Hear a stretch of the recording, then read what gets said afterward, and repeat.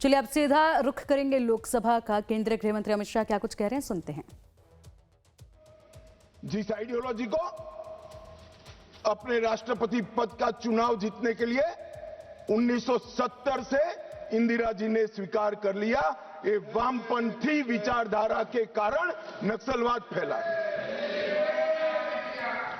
मान्यवर प्रधानमंत्री मनमोहन सिंह जी ने पूरे देश के सामने स्वीकारा था कि कश्मीर और नॉर्थ ईस्ट की तुलना में भी देश की आंतरिक सुरक्षा की सबसे बड़ी समस्या हथियारी माओवादी, मगर कुछ नहीं हुआ। मान्यवर 2014 में परिवर्तन हुआ और मोदी जी के शासन के अंदर कई सारी वर्षों पुरानी समस्या का निराकरण हुआ। धारा 370 हट गई, 35A हट गई, राम जन्मभूमि पर भव्य मंदिर बन चुका है, जीएसटी इस देश में आज वास्तविकता बनकर रहा है, सीएए का कानून आ गया है, विधायी मंडलों में मातृशक्ति को 33% आरक्षण दिया गया है। कई सारे बड़े काम जो आजादी के वक्त से इस देश की जनता चाहती थी कि कभी ना कभी हो, वो सारे काम नरेंद्र मोदी जी के 12 साल में हुए और अब ये नक्सलवाद से मुक्त भारत की रचना भी नरेंद्र मोदी जी के शासन के अंदर ही हो रही है। ये 12 साल एक प्रकार के देश के लिए बहुत शुभंकर साबित हुए। देश को गरीबी से मुक्ति दिलाने के लिए, देश के युवाओं के लिए नई शिक्षा पद्धति लाने के लिए, देश की आंतरिक और बाह्य सुरक्षा को सुनिश्चित करने के लिए, इस देश के मूलों से न जुड़ी हुई पॉलिसियों को दरकिनार करने के लिए ये 12 साल में बहुत कुछ हुआ है। मगर मैं मानता हूं अगर कोई पॉलिटिकल साइंस का विद्यार्थी इसका रेटिंग करना चाहेगा कि ये सारी चीजों से सबसे बड़ा फायदा किस फैसले और किस सिद्धि से हुआ है, तो निसंकोच वो पॉलिटिकल साइंस का विद्यार्थी नक्सल मुक्त भारत को नंबर 1 पर रखने से जरा भी नहीं। मान्यवर ये जो बड़ी घटना देश में आकार लेने जा रही है, उसका पूरा श्रेय, उसका पूरा यश हमारे सीएपीएफ के जवान, विशेषकर कोबरा और सीआरपीएफ के जवान, राज्य सरकारों की पुलिस, विशेषकर छत्तीसगढ़ राज्य पुलिस और डीआरजी के हमारे जवान और वहां के स्थानीय आदिवासी बासिंदों को जाता है। अगर उनका सहयोग ना होता तो दुनिया में कई रिकॉर्ड है, बड़े बड़े तानाशाह जब जनता साथ नहीं देती है तो डूम हिलाकर भागे हैं। मगर यहां पर आज वामपंथी उग्रवाद समाप्त होने जा रहा है, इसमें जनता का भी बड़ा साथ है। और आज मैं फिर से एक बार इस चर्चा की शुरुआत में जो हजारों युवा मारे गए, जो सिक्योरिटी फोर्सेस के जवान शहीद हो गए, जिन्होंने अपना सर्वस्व इस देश की आंतरिक सुरक्षा के लिए बलिदान कर दिया, वो सभी को मनपूर्वक पूरे सदन की ओर से विनम्र श्रद्धांजलि देकर उसको एक्नॉलेज करना चाहता हूं। मान्यवर ये जो विचारधारा है, इसका विकास से कोई लेन देन नहीं, विकास के मांग से भी कोई लेन देन नहीं। ये विचारधारा कौन सी है? क्या है माओवादी विचारधारा? इसका ध्रुव वाक्य क्या है? जब हम आजाद हुए हमने कहा सत्यमेव जयते, सत्य का हमेशा विजय हो, विजय होता है। इनका ध्रुव वाक्य क्या है? कि सत्ता बंदूक की नली से निकलती है। ये इनका ध्रुव वाक्य है और वहां सत्ता शब्द का बहुत महत्वपूर्ण स्थान है। ये विकास के लिए नहीं है, अपने आइडियोलॉजी के अस्तित्व के लिए है, अपने आइडियोलॉजी के विचार विजय के लिए है और आइडियोलॉजी को भोले भाले आदिवासियों में स्प्रेड कर कर सत्ता हासिल करने के लिए। यहां कोई विकास की बात नहीं है, इनका लोकतंत्र पर कोई विश्वास नहीं है। यहां ढेर सारे लोग, मैं नाम देना नहीं चाहता, मैं सुन रहा था 3 घंटे से कह रहे हैं कि अन्याय है तो अन्याय के खिलाफ लड़ रहे हैं। भाई लड़ने का तरीका क्या है? हम अंग्रेजों के शासन में नहीं लड़ रहे हैं। कुछ लोगों ने भगत सिंह जी और बिरसा मुंडा से कंपैरिजन कर दिया। क्या हिमाकत कर रहे हैं? शहीद भगत सिंह और बिरसा मुंडा, भगवान बिरसा मुंडा जो अंग्रेजों के सामने लड़े, वो संविधान तोड़कर हाथ में हथियार लेकर निर्दोषों की हत्या करने वालों लोगों के साथ आप इसका कंपैरिजन कर रहे हैं? मान्यवर, राजनीतिक स्वार्थ से ऐसे विषयों में ऊपर उठ जाना चाहिए। यही विचारधारा कहती है दीर्घकालीन युद्ध ही हमारी विचारधारा को फैला सकता है। उनको अपनों का भी खून बहाने से कोई परहेज नहीं। और उनके आदर्श देखिए साहब, 10,000 साल के हमारे उपलब्ध इतिहास में कितने आइडियल आदर्श पुरुष, स्त्री, युवा हुए, एक बहुत बड़ा लिस्ट बन सकता है। इन्होंने तिलका मांझी को अपना आइडियल नहीं समझा, भगवान बिरसा मुंडा, भगत सिंह जी या सुभाष बाबू को अपना आइडियल नहीं समझा। इन्होंने आदर्श किसको कहा? माओ को कहा। चीन का ये आदर्श तय करने में भी फॉरेन से इंपोर्ट करते हैं। मान्यवर, बस्तर का सिलेक्शन क्यों हुआ? एक कार्यक्रम था भारत मंडपम में, बस्तर क्षेत्र से जो अच्छी शिक्षा दीक्षा प्राप्त करे थे ऐसे युवाओं के साथ मेरा इंटरेक्शन था। तो मेरे नाश्ते के टेबल पर एक बच्ची बैठी थी। उसने कहा कि साहब आप बता सकते हैं कि माओवादियों ने, नक्सलाइटों ने हमारे बस्तर को ही क्यों चुना? मान्यवर, इस विषय को मैं जरा डिटेल बताना चाहता हूं। हम सब जानते हैं कि सन 47 में जब हम आजाद हुए, संसाधन बहुत कम थे। एक लंबी गुलामी के कालखंड को समाप्त कर कर हम आजाद हुए थे। देश के अंदर विकास का नामो निशान नहीं था। दशकों तक, लगभग 2 सदी तक इस देश को गुलामी में लूटा गया। जब नया राज्य बना तो राज्य की पहुंच कुछ क्षेत्रों में सीमित रह गई थी ही नहीं, बढ़ानी थी। ये तो समय जाते जाते बढ़ेगी। और मान्यवर, क्योंकि संसाधन कम थे, रेवेन्यू कम थी, तो विकास भी परकोलेट होते होते हर क्षेत्र में एक साथ नहीं पहुंचता है। अगर रोड बनाने तो पूरे देश के एक साथ नहीं होते, अगर बिजली पहुंचानी है तो पूरे देश में एक साथ नहीं पहुंच सकती। तो दूर दराज के क्षेत्रों तक स्टेट की पहुंच की कैपेसिटी सीमित, वहां पर विकास नहीं पहुंचा था। राज्य का इकबाल, स्टेट का इकबाल वहां बुलंद नहीं हुआ था। अब ये कह रहे कि अत्याचार के खिलाफ, भाई अगर स्टेट पहुंचा ही नहीं था, सुनियोजित भेदभाव का वातावरण ही नहीं था, तो वहां अत्याचार कैसे हो गए? मान्यवर, एक कहानी गढ़ी जा रही है। सच्चाई ये है कि इन्होंने पूरे रेड कॉरिडोर को इसलिए चुना था क्योंकि वहां स्टेट की पहुंच कम थी। इसलिए भोले भाले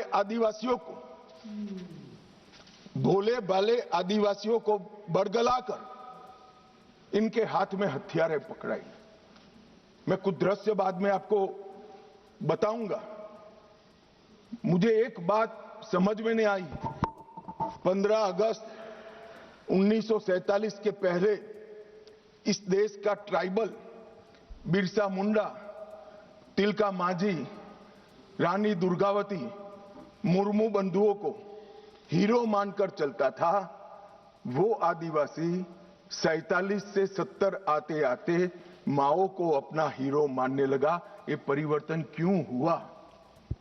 मान्यवर, ये परिवर्तन विकास और अन्याय के कारण नहीं हुआ, क्योंकि कठिन भूगोल के कारण और स्टेट की अनुपस्थिति के कारण अपनी विचारधारा को फैलाने के लिए वामपंथियों ने क्षेत्र को चुना और भोले भाले आदिवासियों उन्होंने बरगलाना चालू किया, अपनी विचारधारा का अनुयायी बनाया। और थोड़ा आगे बढ़ने के बाद उनको लगा यहां तो अच्छा काम हो सकता है भाई, मगर ये पढ़ लिख जाएंगे तो हमारे साथ नहीं रहेंगे। स्कूलें जला दी, इनके बैंक अकाउंट खुल जाएंगे तो हमारे साथ नहीं रहेंगे। बैंकें जला दी, दवाखाने जला दिए और फिर कहे यहां विकास नहीं पहुंचा है। विकास को तो वामपंथी उग्रवादियों ने वो क्षेत्र में सालों तक नहीं पहुंचने दिया, जो अब नरेंद्र मोदी के शासन में वहां पहुंच रहा है, घर घर जा रहा है। गरीबी के कारण नक्सलवाद नहीं फैला, बल्कि नक्सलवाद के कारण इस पूरे क्षेत्र में सालों तक गरीबी रही। मान्यवर, मैं इसको और अच्छे तरीके से सदन के सामने रखना चाहता हूं। नक्सलवाद की जड़ें गरीबी और विकास से जुड़ी हुई नहीं है मान्यवर, वो वैचारिक है। मैं आज 60s के 4 क्षेत्र पढ़ना चाहता हूं। एक, नक्सलबाड़ी साक्षरता का दर 35% था। बस्तर साक्षरता का दर 23% था। सहरसा बिहार जो बंगाल से हुई, 1971 के एक ही वर्ष में 3620 हिंसा की घटनाएं वहां पर हुई। 80 का दशक आते आते पीपल्स वॉर ग्रुप बन गया और फिर ये महाराष्ट्र, मध्य प्रदेश, ओडिशा, मध्य प्रदेश जब मैं बोलता हूं तो पुराना मध्य प्रदेश, छत्तीसगढ़ और मध्य प्रदेश, ये 3 राज्यों में फैले। 90 के दशक में दुनिया भर में जैसे वामपंथी विचारधारा सिकुड़ती गई, यहां पर भी उग्रवादी गुटों में और वामपंथी पार्टियों में विलय शुरू हुआ और 2004 में 2 प्रमुख गुट मिल गए, सीपीआई माओवादी का गठन किया। इस 70 से 2004 ये पूरा कालखंड में मान्यवर 4 साल छोड़कर पूरा समय कांग्रेस पार्टी का शासन रहा है। ये उनको याद रखना चाहिए। कब माओवादी विचारधारा फैली, पनपी, एकत्रित हुई, वो आपको याद रखना चाहिए। और मान्यवर 70 को भी मैं याद करना। अभी एक माननीय सदस्य जी ने बताया कि 70 में क्या हुआ था। 70 में एक नारा लगा था, आत्मा की आवाज पर मतदान का, अंतरात्मा की आवाज पर। इंदिरा जी ने लगाया और संजीव रेड्डी के खिलाफ अपना एक प्रत्याशी उतारा। उस वक्त आधार तराश रहे माओवादी पार्टियों ने इंदिरा जी को समर्थन किया और अपने पार्टी में अपना वर्चस्व प्रस्थापित करने के लिए श्रीमती गांधी ने लपक लिया वो समर्थन को और 70 से लेकर जब तक 77 तक 80 तक इंदिरा जी वापिस नहीं आई, वो माओवादी विचारधारा की गिरफ्त में रही। और मान्यवर यही समय है जब नक्सलबाड़ी से शुरू हुआ ये आंदोलन 12 राज्यों में फैल गए, देश के 17% भूभाग में फैल गए और 10% से ज्यादा आबादी में पहुंच गए। मान्यवर, कई सिक्योरिटी एक्सपर्ट ऐसा कहते थे कि सत्ता के समर्थन के बगैर किसी भी हथियारी मूवमेंट का देश के दिल में बीचों बीच तिरुपति से लेकर पशुपतिनाथ तक ये रेड कॉरिडोर संभव ही नहीं। अभी पूछ रहे थे राजकुमार कि कहां से हथियार आए। मैं उनको बताना चाहता हूं, जो हथियार पकड़े गए हैं उसमें से 92% हथियार पुलिस के लूटे हुए हथियार हैं। थाने लूट लिए, गोलियां लूट ली और उसका उपयोग निर्दोष जवानों को, बच्चों को, कृषकों को मारने के लिए किया है। मान्यवर, ये एक भ्रांति के तरह वामपंथी विचारधारा ने इसको प्रोपेगेंडा के माध्यम से फैला है, अपनी विचारधारा को टिकाने के लिए फैला है कि अन्याय से बचने के लिए हथियार हाथ में उठाए। मगर मैं फिर से एक बार पूछना चाहता हूं, राज्य शासन और संविधान की वैधता को किसी भी अन्याय के अवेज में चुनौती दी जा सकती है क्या? अन्याय के खिलाफ लड़ने का हमारे संविधान ने रास्ता बनाया है, इसीलिए राजकुमार रोत यहां बैठे हैं। चुनाव लड़े इसलिए यहां बैठे हैं, वरना वो भी सरेंडर की लिस्ट में होते अगर हथियार लिया होता तो। आपने, हाँ, इसीलिए कहता हूं यही रास्ता है। हमने आज जिस व्यवस्था के निर्मूलन की मैं बात कर रहा हूं मान्यवर, वो लोकतंत्र की जड़ों पर वार कर रही है। लोकतंत्र का मूल सिद्धांत है किसी भी समस्या का समाधान बहस से निकल सकता है, हथियारों से नहीं निकल सकता। और मान्यवर, इन्होंने इस देश में वैक्यूम खड़ा करने का प्रयास किया, स्टेट का वैक्यूम, सारी व्यवस्थाएं नष्ट कर गवर्नेंस का वैक्यूम, संविधान पर से श्रद्धा खत्म कर संविधान का वैक्यूम और पुलिस थानों को जलाकर सिक्योरिटी का वैक्यूम खड़ा करने का प्रयास किया है।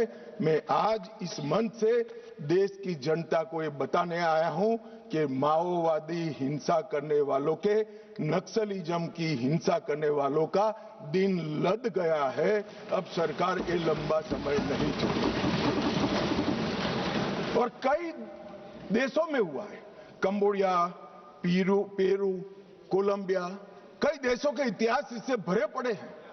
भयानक रक्तपात हुआ है। हमारे यहां भी 20,000 लोग मारे गए। मान्यवर, ये एक वैचारिक लड़ाई है। देश की जनता ने माओवादी उग्रवादियों को, वैचारिक लड़ाई है, माओवादी उग्रवादियों को अन्याय के खिलाफ हथियारों की लड़ाई मानने की गलती नहीं करनी चाहिए, क्योंकि वामपंथी विचारधारा अपना आधार खो बैठी।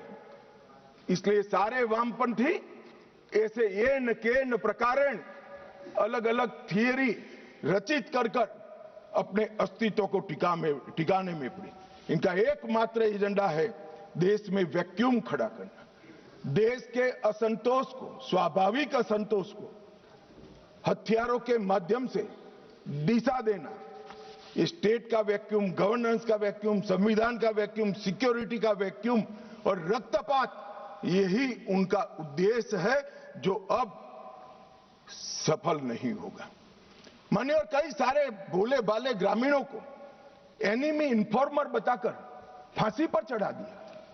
कौन सी अदालत ने फांसी पर चढ़ाया?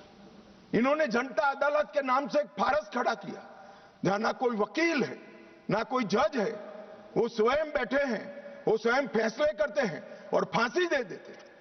इसका जस्टिफिकेशन करते हुए मैंने तो सुना है। मैं आज नाम देना नहीं चाहता, वरना यहां से खड़े हो जाएंगे। मान्यवर, इसका जस्टिफिकेशन नहीं हो सकता। इस देश में संविधान का राज है, फैसला संविधान द्वारा, सरकारों द्वारा रचित अदालतों में ही हो सकता है। और अगर किसी को अन्याय हो गया तो उसके ऊपर त्रिस्तरीय न्यायिक प्रणाली है। उन्होंने पैरेलल गवर्नमेंट चलाई। गवर्नेंस का वैक्यूम कैसे चला? पैरेलल गवर्नमेंट चलाई।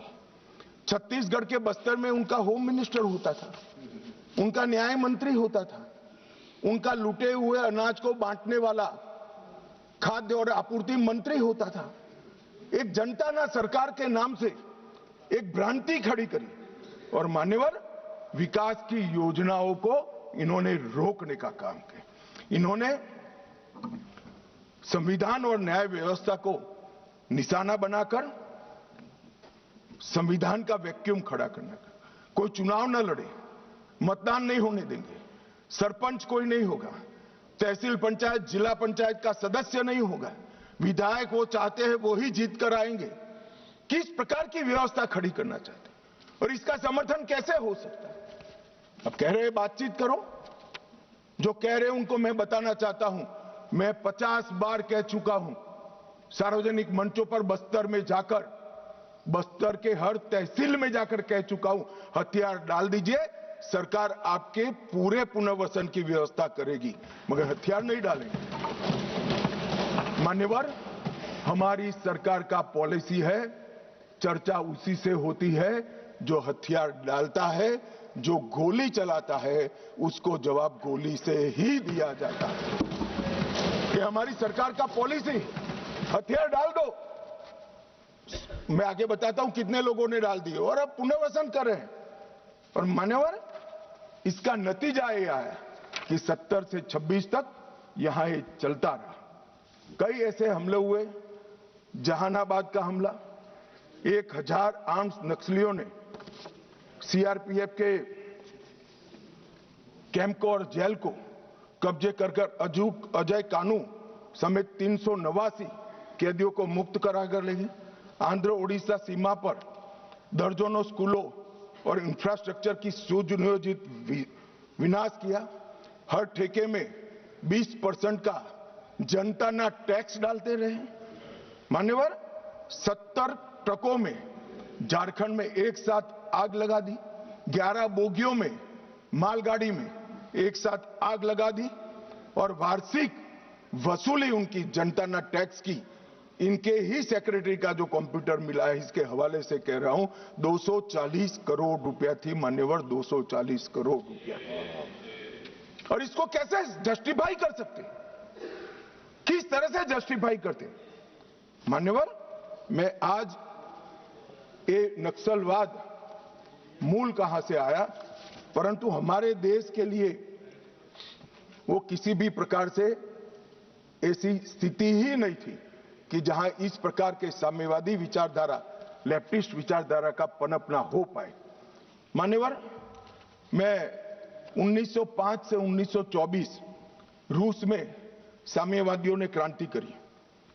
1914 के युद्ध में रूस की आर्थिक हालत बहुत बिगड़ गई और वहां पर भूख, महंगाई, अव्यवस्था, और 1905 में खूनी रविवार की घटना ने जनता का विश्वास शासन के प्रति तोड़ दिया और उसने 17 की क्रांति की नींव तैयार की।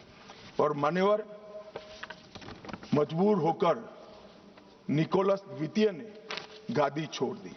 वहां पर एक वैक्यूम खड़ा हुआ और वैक्यूम को भरने के लिए वहां पर लेनिन की अध्यक्षता में साम्यवादी सरकार आई। इसी तरह से चीन में एक अव्यवस्था खड़ी हुई। करोड़ों किसानों गरीबी और भूखमरी से जीवन जी रहे थे और 1921 में कम्युनिस्ट चीनी पार्टी की स्थापना हुई। माओ उनके नेता बने। कम्युनिस्टों और कुओमिंटांग के बीच में, जो वहां के सो कॉल्ड राष्ट्रवादी थे, राजा के वफादार थे, इनके बीच में युद्ध हुआ और 34-35 में एक लॉन्ग मार्च हुई और मान्यवर, एक पीपल्स रिपब्लिक ऑफ चाइना की स्थापना 1939 में हुई। अब ये 1939 और 1925 वो दो महत्वपूर्ण घटनाएं हैं। इसका हमारे देश में क्या असर हुआ है समझिए साहब।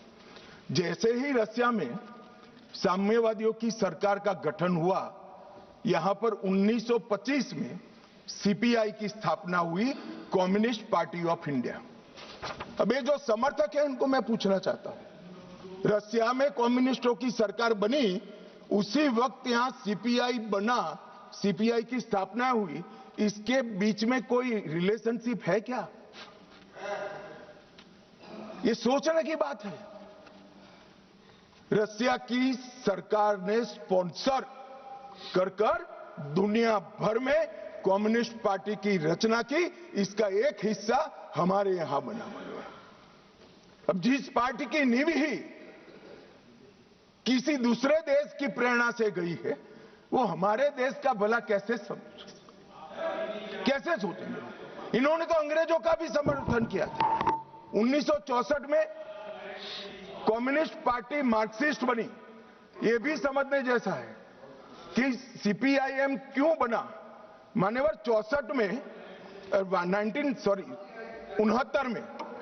1969 में